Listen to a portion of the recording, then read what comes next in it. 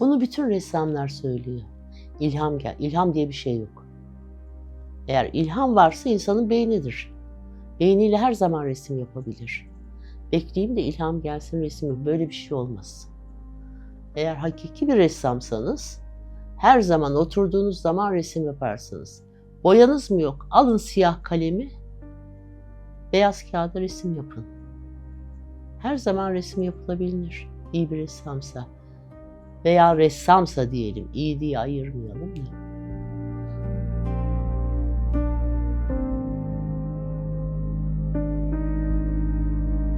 Acı çok yoğun bir duygu. Sanatçı yoğun duyguların etkisi altındadır. Çok yoğun duygularla resim yapar. Onun için duyguların yoğun olması lazım ki sanat çıksın ortaya. Acı da bunlardan biri.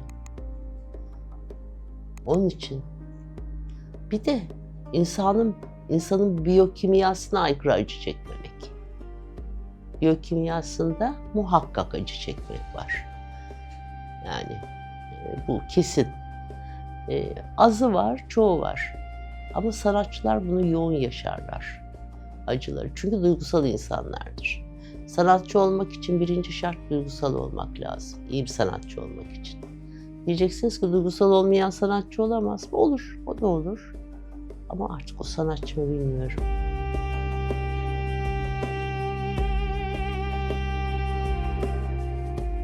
Çok güzel resimler yaptım. Ama resimler karanlık değildi. Çünkü resim yaparken farklı bir dünyaya geçiyorum dedim size.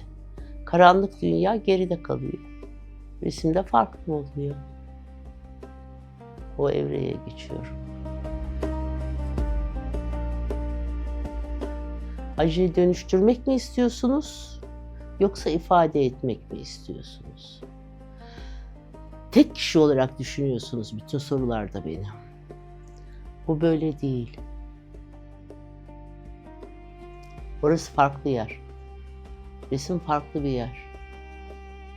Resimde farklı bir ortama giriyorum ben.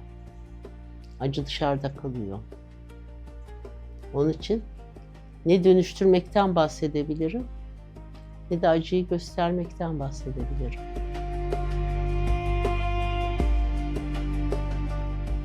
İkiye bölün beni. Resim yapan Tülin, resmin dışında yaşayan Tülin. Resmin dışında yaşayan Tülin çok acılar çekse de resim yaparken farklı bir dünyaya giriyor. O acılar geride kalıyor. Nedeni şu şekilde açıklayabiliriz belki. İyi bir sanatçının geçmişine baktığınızda büyük acıları, noktalarını bulabilirsiniz. Ve bütün sanatçıların, büyük sanatçıların altında acı vardır. Ben acıyı dışarıda yaşarken resimde yaşamıyorum. Bu kadar basit esasında. Onun için bu resimde de bakın umut var.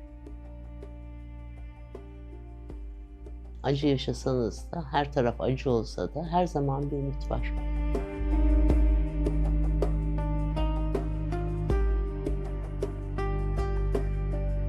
Resimlerime bakan orada acılarımı görürler mi bilmiyorum. Kendi acılarını görürler eğer görürlerse. Eğer çok büyük acı yaşıyorlarsa resmi de acıya benzetirler.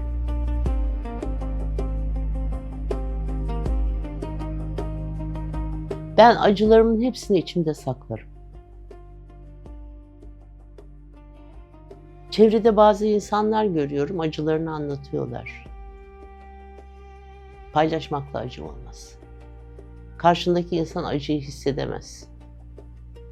Senin acını yaşaması mümkün değil. Her insan acısını kendi içinde yaşar. Bunu paylaşmanın hiçbir anlamı yok. Soyut sanat, karşında izleyicinin beynindekileri, düşünceleri ortaya koymasını sağlar. Kafanızda ne varsa onu görürsünüz soyu sanatta. Onun için acınız varsa acıyı görürsünüz. Mutluysanız mutluluğu görürsünüz. Doğa sevgisiyse doğayı görürsünüz. Tabii bu sanatçının başarısına da bağlı biraz. Yani iki çizgi at, ne göreceksin de biraz zor. Biraz zor onda bir şeyler görmek. Peki niye bunlar meşhur oluyor diyeceksiniz. Ekol. Sanat dalları ekol halinde. Senelerle her şey değişiyor. İnsanlar yenilik peşindeler. Yeniye çok büyük ilgi var. Bir de şey var, büyük kampanyalar var. İnsanları öne çıkartan. Başka söyleyecek bir şey yok. Herkes farkında esasında olayın. Sanatla ilgili kişiler.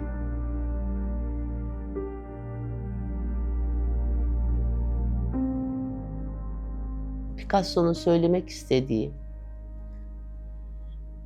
bir resmi yaparken bütün birikimimi kullanıyorum diyor. Bu birikimin içinde yaşadıkları bütün hayat var. O hayatı nasıl anlatacak? O hayatı nasıl anlatacak? Figüratif resimden kaçıyor Picasso. Yine hoşuma giden bir anekdotu var onun. Diyor ki bir seyirci geliyor, diyor ki bu ne ya diyor. Kareler, küpler bilmem ne bunlar diyor. Bir saniye diyor. Hemen yere bir tane buğday tanesi resmi çiziyor. Tavuk geliyor. Gagalamaya çalışıyor. Diyor işte böyle diyor. Ama ben tavuklar için resim yapmıyorum diyor.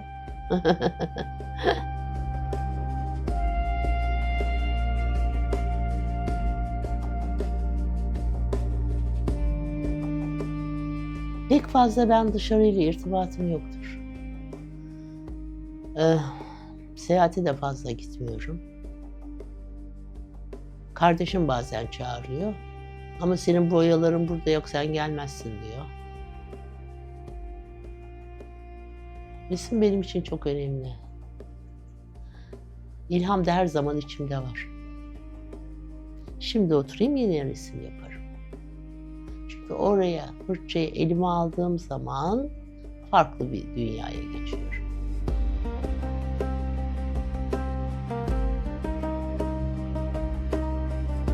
Bu kadar sert konuşamam. Hiçbir şeyle ilgisi yok diyemem. Beynimin içinde muhakkak vardır.